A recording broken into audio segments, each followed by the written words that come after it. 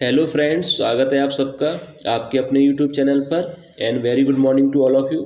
तो आज की वीडियो में हम बात करेंगे हिंदी साहित्य के कुछ महत्वपूर्ण प्रश्नों के बारे में, जो कि आपके एग्जाम के लिए, चाहे टीजीटी हिंदी का एग्जाम हो या पीजीटी हिंदी का, दोनों ही एग्जाम्स के लिए काफ़ी ज़्यादा महत्वपूर्ण प्रश्न हैं। तो आप सभी विद्यार्थी वीडियो को कंप्लीट देखा कीजिए, कहीं भी किसी भी प्रश्न को आप लोग स्किप ना करें, क्योंकि हर प्रश्न का आंसर आप लोगों को पता होना चाहिए।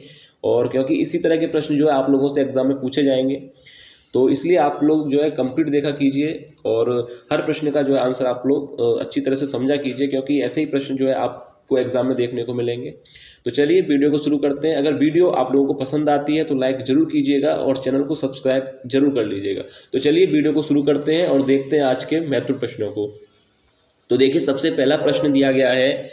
पहला ही प्रश्न देखिए कितना अच्छा प्रश्न पूछा गया है कि निहार कृति है, यानी निहार कृति है जयशंकर प्रसाद की, ऑप्शंस दे रखे हैं, या महादेवी वर्मा की, या ऑप्शन स सुमित्रा नंदन पंत की, या ऑप्शन द सूर्यकांत त्रिपाठी निराला की। तो देखिए, आपने अगर पढ़ा होगा, इन चारों के जीवन परिचय को पढ़ा होगा, इनकी कृतियों के बारे में पढ़ा होगा, तो आपको पता है, इनकी रचनाओं के बारे में पढ़ा होगा। तो देखिए, निहार कृति जो है किसकी है? ऑप्शन ब इस प्रश्न का राइट आंसर हो जाएगा, यानी महादेवी वर्मा की। याद रखिएगा, महादेवी वर्मा इस प्रश्न का राइट आंसर है। निहार कृति जो किसकी रचना है? महादेवी वर्मा की। अब देखिए, इसके बाद सेकंड प्रश्न दिया गया है, जो कि एग्जाम के लिए काफी ज्यादा महत्वपूर्ण प्रश्न है। प्रश्न दिया गया है कि आधुनिक युग की मीरा है। देखिए, आधुनिक युग की मीरा है, यानी महादेवी वर्मा को कहते हैं, या सुभद्रा कुमारी चौहान को कहा जाता है, या सुमित्रा कुमारी चौहान को कहा जाता है, या इनमें से कोई नहीं। तो देखिए, आधुनिक युग की मीरा किसे कहा जाता है? पहला ही जो है ऑप्शन सही हो जाएगा। याद रखिएगा, महादेवी वर्मा को। महादेवी वर्मा को जो है आधुनिक युग की मीरा कहा जाता है। याद रखिएगा अच्छी तरह से कि आधुनिक युग की मीरा के अगर बारे में पूछा जाए तो महादेवी वर्मा जो है राइट आंसर होगा।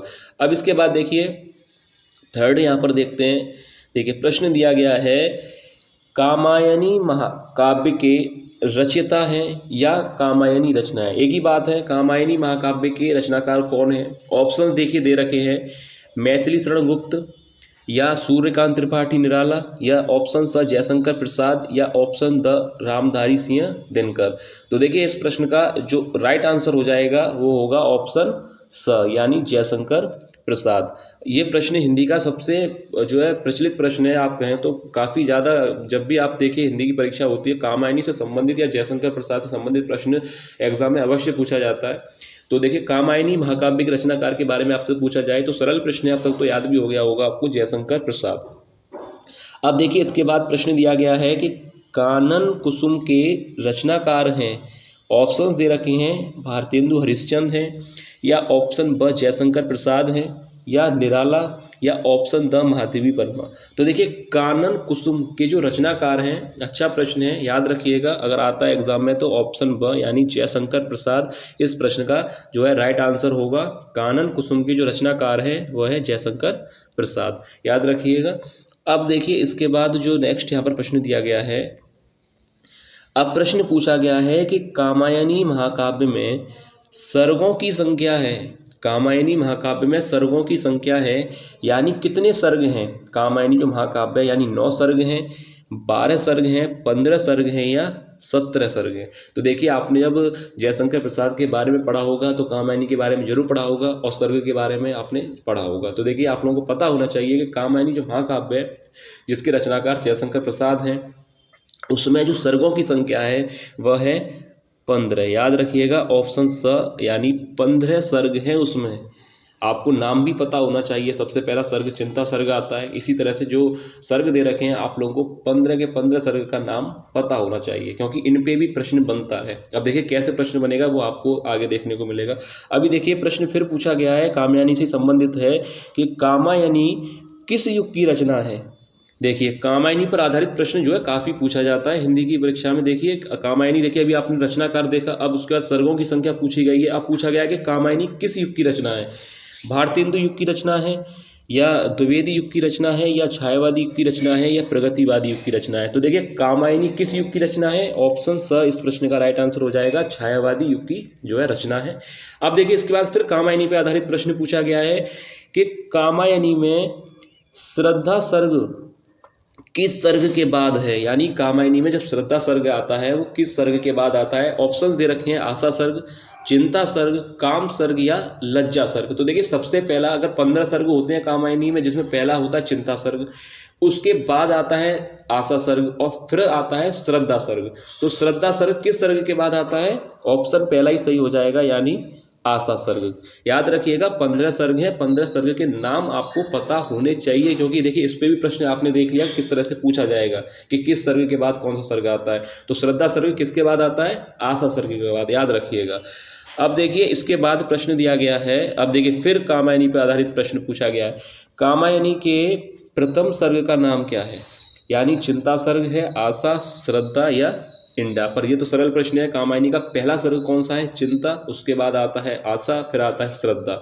तो देखिए सबसे पहला हो जाएगा, ऑप्शन पहला ही सही हो जाएगा यानी चिंता सर्ग।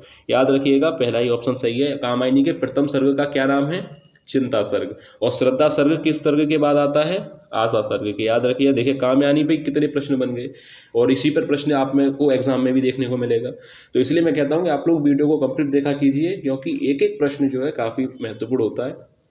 तो देखिए आगे प्रश्न दिया गया है, देखिए प्रश्न पूछा गया है कि सुमित्रानंदन पंत सुकुमार कवि हैं, यानी ऑप्शन दे रखे हैं प्रकृति के, श्रृंगार के, ज्ञान के या भक्ति के। तो देखिए ये भी प्रश्न कितना अच्छा है, प्रकृति का सुकुमार कवि किसे कहा जाता है, ये प्रश्न पूछा जाता है। प्रकृति का सुकुमार कवि किसे कहा जाता है, सुमित्रानंदन पंत को। पर यहाँ पर प्रश्न को घुमा दिया गया है, पूछा गया है कि सुमित्रानंदन पंत सुकुमार कवि हैं, यानी पहला ही ऑप्शन सही हो जाएगा प्रकृति के। याद रखिएगा प्रकृति के सुकुमार कवि किसे कहा जाता है, सुमित्रानंदन पंत को। अब इसके बाद प्रश्न पूछा गया है कि राम की शक्ति पूजा कविता के रचयिता हैं, राम की शक्ति पूजा कविता के जो है रचयिता है कौन है। ऑप्शन दे रखे हैं जयशंकर प्रसाद, मैथिली शरणगुप्त, सूर्यकांत त्रिपाठी निराला या अज्ञे।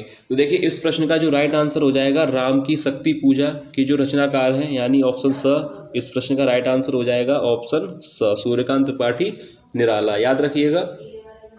अब इसके बाद देखिए नेक्स्ट प्रश्न देखते हैं। देखिए प्रश्न दिया गया है, कितना अच्छा प्रश्न पूछा गया है। सुमित्रानंदन पंत को चिदंबरा कृति पर पुरस्कार मिला था।